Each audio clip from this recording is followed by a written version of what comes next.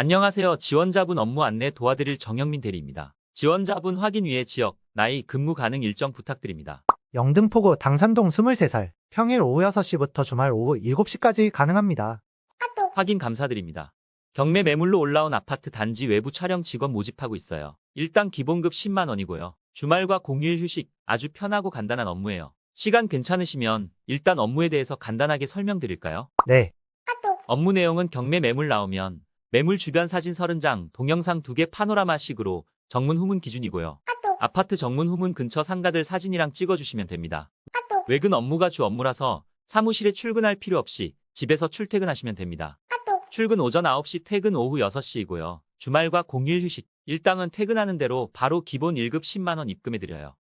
이어서 저희가 회사 사정 때문에 두 번째 업무가 일시적으로 있어서 안내드릴게요. 네, 두 번째로 하는 업무는 현재 저희가 회사 내부 공사로 인해 일시적으로 재택 근무 중이라서요.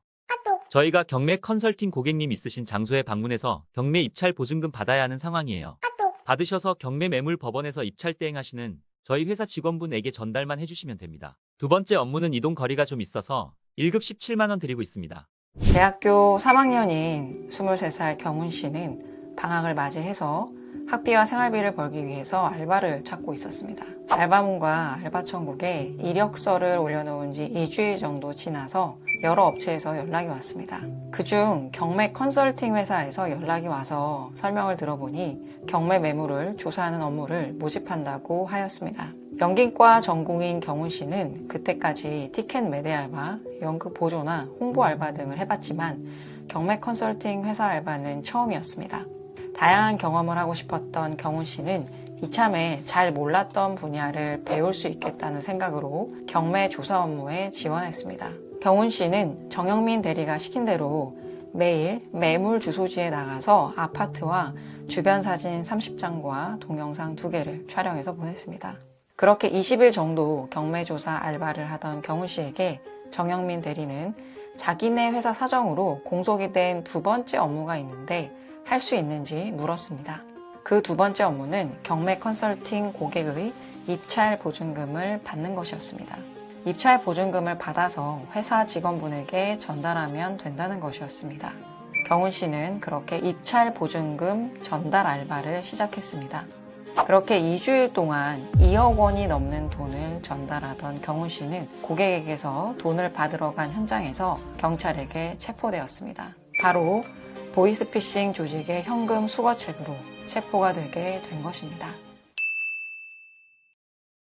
보이스피싱 조직은 총책, 관리책, 유인책, 모집책, 현금 수거책과 전달책, 계좌명의자, 유심 제공자로 구성이 됩니다. 총책과 관리책, 유인책, 그리고 모집책은 중국이나 동남아의 본거지를 삼고 범죄 활동을 하면서 현금 수거책과 현금 전달책, 계좌명의자, 유심 제공자 등은 국내에서 모집해서 보이스피싱 범죄를 저지릅니다.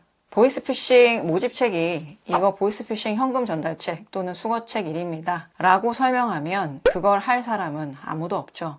모집책은 알바 사이트나 SNS에 정상적인 알바인 것처럼 모집 공고를 올려서 보이스피싱 현금 수거책이나 전달책을 모집합니다. 올해 2024년도에도 수많은 보이스피싱 현금 전달책, 수거책 사건이 벌어지고 있는데요. 네이버에 현금 전달책이라고 치기만 해도 이렇게 많은 사례가 있는 것을 알 수 있습니다. 검색 결과를 보시면요. 회사 실직 후에 아는 분 추천으로 단순 퀵 기사처럼 물건만 받아서 전달해주면 되는 거라고 해서 시작하게 되었고 제 역할은 휴대폰을 받고 고객님께 돈을 전달해주고 전달받은 휴대폰을 사무실에 전달해주는 거였다 라고 하는 경우도 있고요.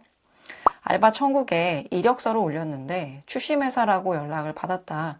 사업자 등록증도 같이 보내주고 일하기로 하고 나서 카톡으로 업무 지시를 받고 일하다 그 일이 보이스피싱이라는 걸 알게 됐습니다. 라는 경우도 있습니다. 어떤 분은 고액 알바라고 추천을 받았다. 그냥 빌린 돈 받는 느낌인 줄 알았는데 알고 보니 보이스피싱 혐의였다 라는 경우도 있고요.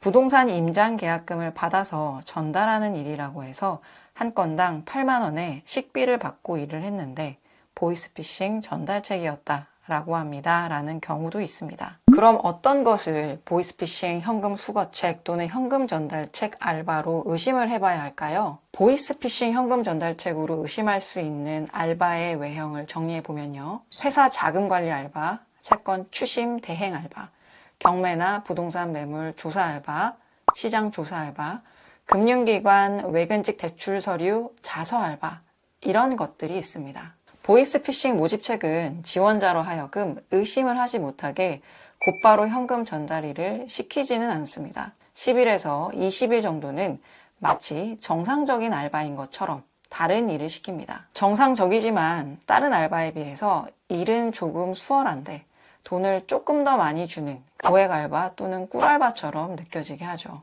예를 들어서 매물 조사 업무라고 하면서 매물 촬영만 20일 이렇게 시키는 겁니다. 그러다가 갑자기 회사 업무에 공석이 생겼다고 하면서 현금 전달 일을 시키는 경우가 많습니다. 이런 방식으로 모집책은 지원자로 하여금 이런 일의 불법성을 최대한 인지할 수 없도록 만듭니다. 하지만 이런 알바에는 채용 과정이나 업무 수행 과정에서 공통적으로 이상한 점이 있는데요. 이걸 숙지하셔야 합니다.